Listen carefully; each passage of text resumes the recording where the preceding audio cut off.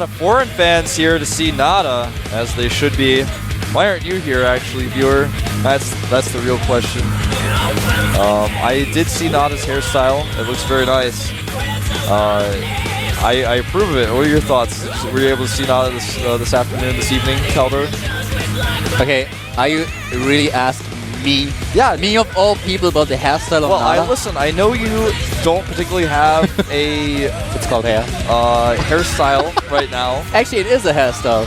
Okay. Hairstyle without hair. Alright, but I try to tell people so often I actually need a lot of time to prepare my hair in the bathroom because, you know, if one has as much hair as you do, it doesn't really matter if some of them is into the wrong direction. For me, it's really, really important because just wrong hair lined up into the wrong direction ruins the whole thing. I know, man.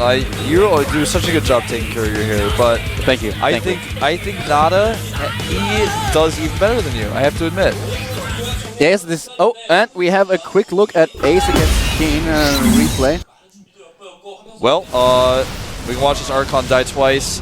Now, watch this, actually. It was a mean Archon. Watch this, okay? So, this battle is where Ace has already lost some of his forces. His army was split into two groups.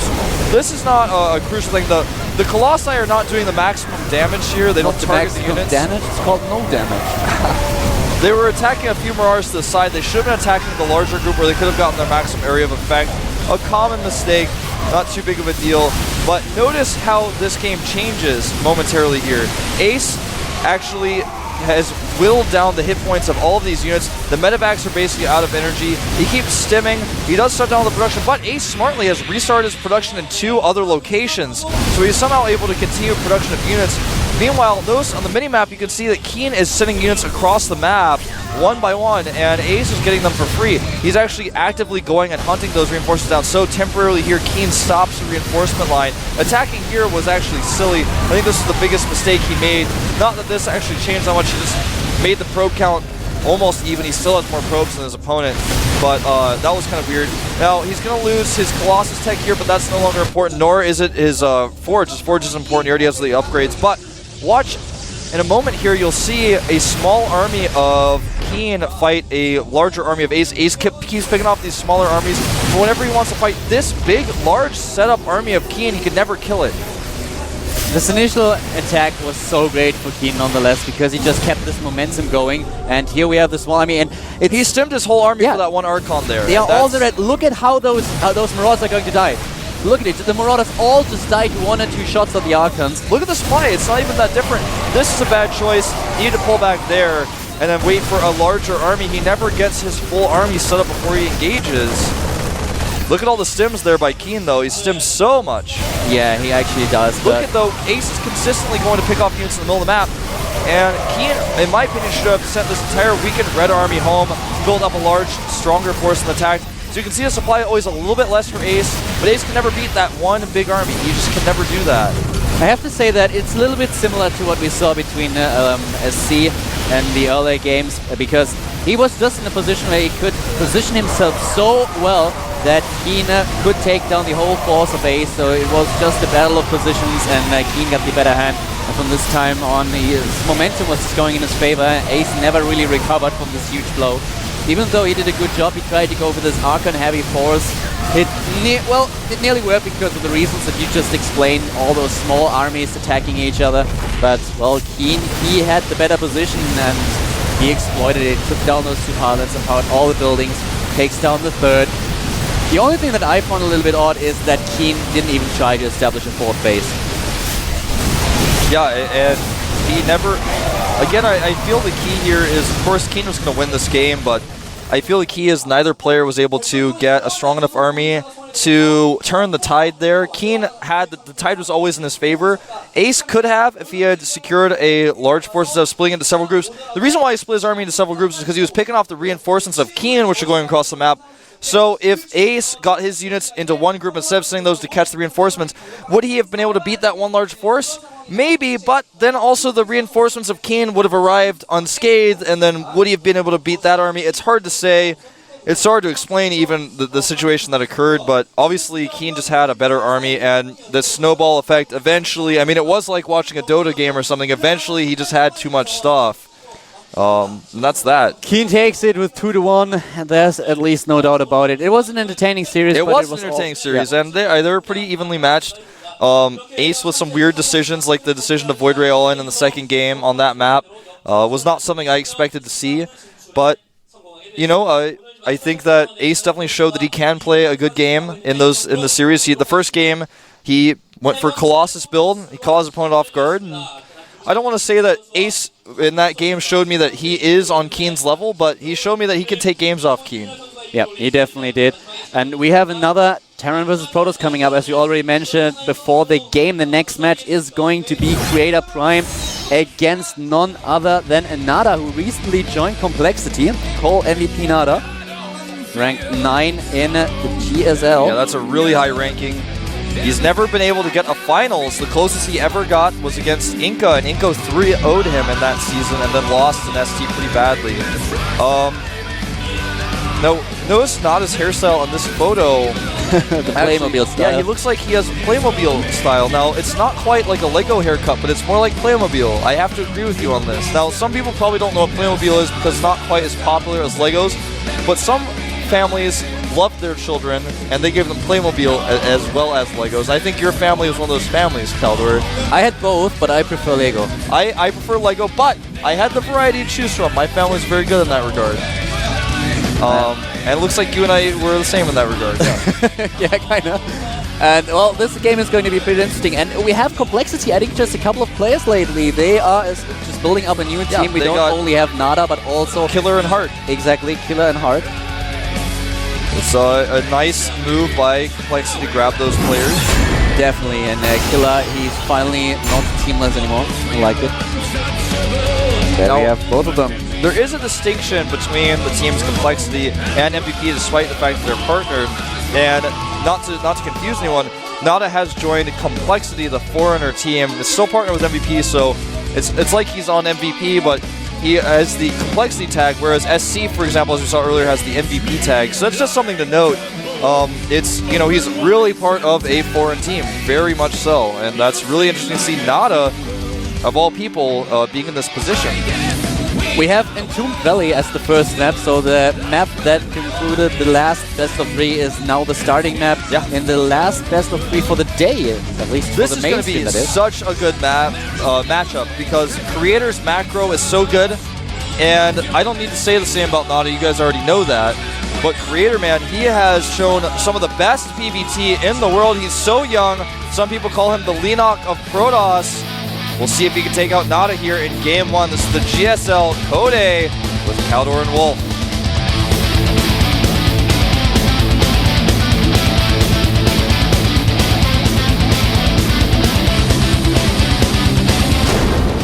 And it is on.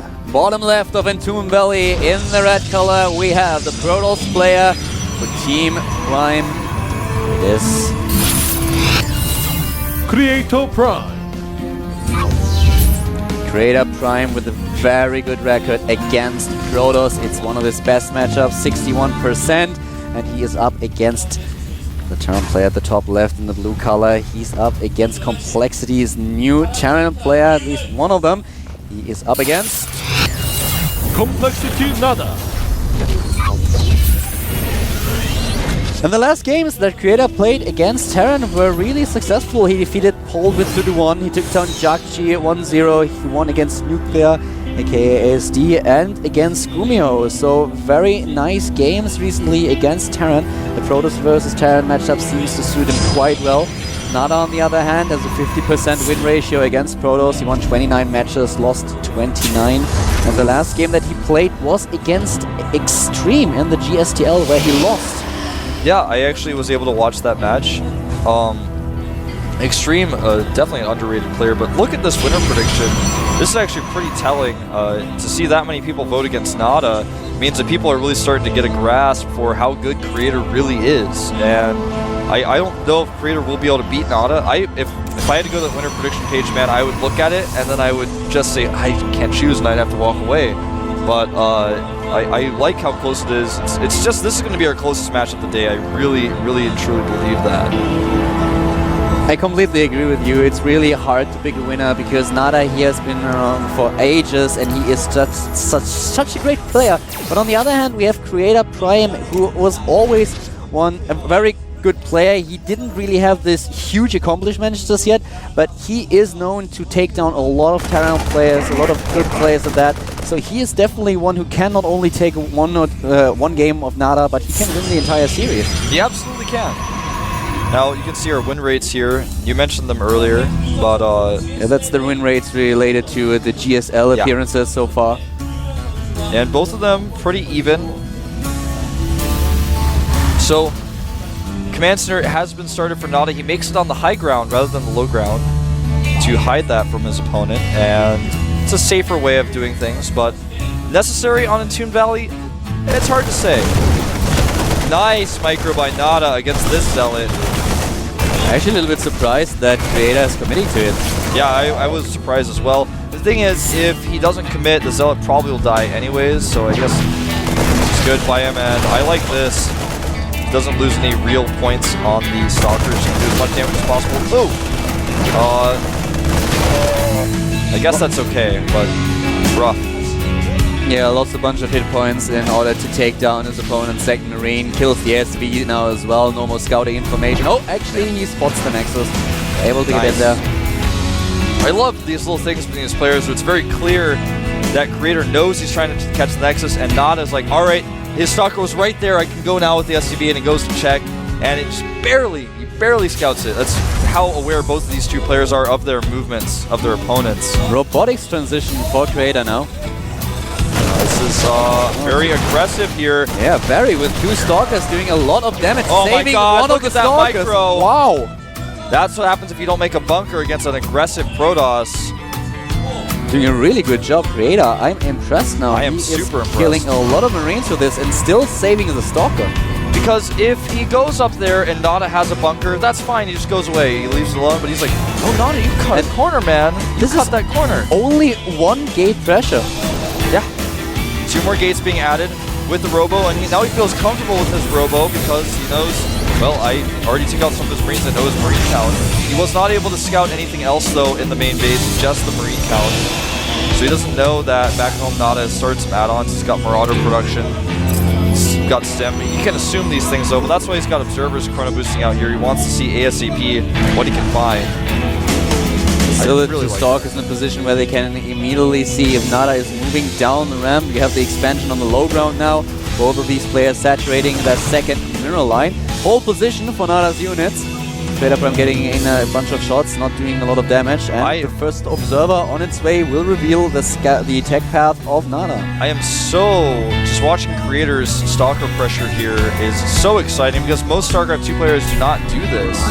They just do not try to go the extra mile, but Creator is doing it, man. He's going for the double forge now, for the early upgrade style. He's so young, he's got so much potential as a Protoss player. He's going to be around for so long. He's playing against the King, man. He's playing against Nada. Anyway, enough about that. I'm happy to see this type of play. Double Forge, as you mentioned, is on the way, and he scouts the eBay, so the upgrades for Creator are going to be well-timed. And Creator is one of the first Koreans to start really making this Double Forge style work. He was, really, really good at it, and he actually changed this matchup.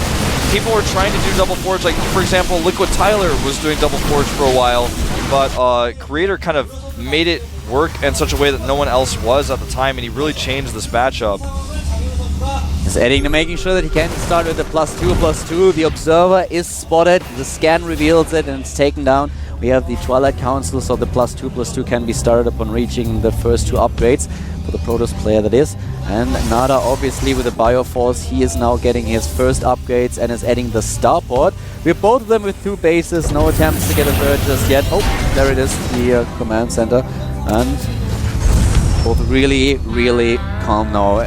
Both of them are just having a lot of respect for their opponent and not trying to be too aggressive. A little bit of poking by Creator in the early stage of the game, but not anything else. There's the Blink being researched now.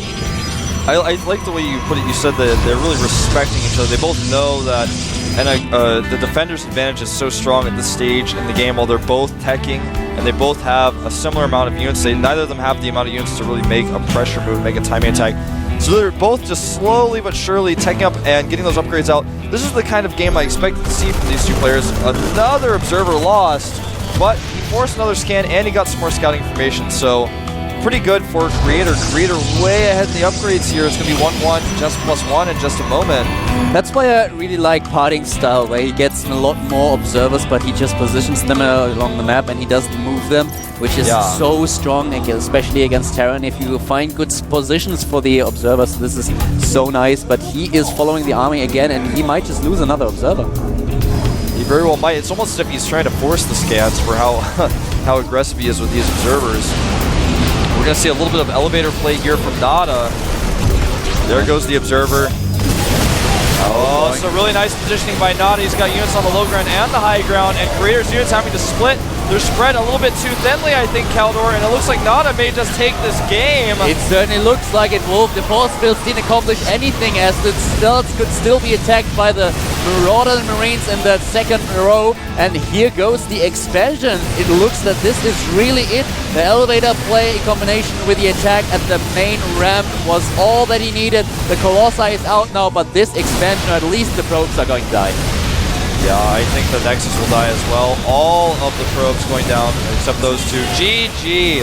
A well-timed attack by Nada. He saw his chance, used the elevator play in order to surprise his opponent, attack from two sides at once. That wasn't even supposed to be a kill move. That was just a really well-positioned attack by Nada and a poor reaction from Creator, but really, really strong play. I was pleased with that pressure because he had killed so many observers that he knew there was not very many robo units out. He was like, all right, you probably don't have more than one Colossus. And the first Colossus wasn't even out, but he was like, there's no way you have more than one because I've killed how many observers now? 3? Okay.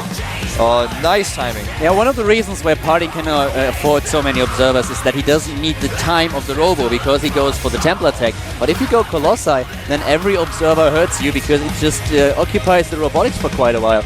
And Nada with a very, very nice timing, and he just saw his chance and took it. Takes the game and is up 1-0 ahead against Creator Prime.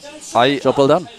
I actually was really impressed with Creator in the early stages of this game. It's so disappointing. That game was actually going towards this realm of like an awesome late game with really good upgrades and both players pressuring each other at the right moments. And that game was that game we just watched ended in a matter of seconds just because of some poor reactions. That just goes to show how cutthroat this matchup can be in some cases. And Nada just pressured his opponent, and things went well for him, I have to say. And I'm really excited though to see Creator. His play, his pressure with the Stalkers was just, it's the kind of play that you just don't see. And I saw it, and I didn't have tears in my eyes or anything, but I was like, all right, it's about time. I was like Tychus Finley, man. When he came out of he comes out of his suit, he's ready for StarCraft 2 to come out. I'm ready for StarCraft 2 players to be putting this type of pressure on. The force fields were just, they didn't accomplish anything. Yeah. He tried to split the army, but there was half of the army was on the high ground. Then he split the other half of the army, and even the forces that were trapped behind the force fields didn't do well. It helped more than hurt. Yeah, exactly. Like. They killed the zealots at the front. There was just nothing that he accomplished with the force fields at all. They were really, really kind of bad. They were mediocre force fields. Let's just be honest. Yeah, they were mediocre, and with a small mistake, Creator Prime lost the game. Nada took his chance. Ended it right then and there, and Antia Shipyard is going to be the second map of the fourth set today.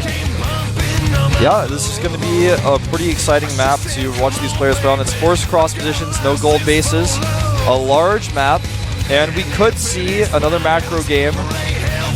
Only time will tell. Creator, he looked a little bit stressed out, but his coach came in there, gave him a hot 6. I know past that, you can see the hot 6 there on the camera. Might energize him just a little bit, enough to get him through this. We'll see if Creator can come back and tie it up 1-1. Or will Nada, one of the most consistent pro gamers of all time, take him out 2-0 here in the Code. The GSL, I said that backwards, but it doesn't matter. Here we go.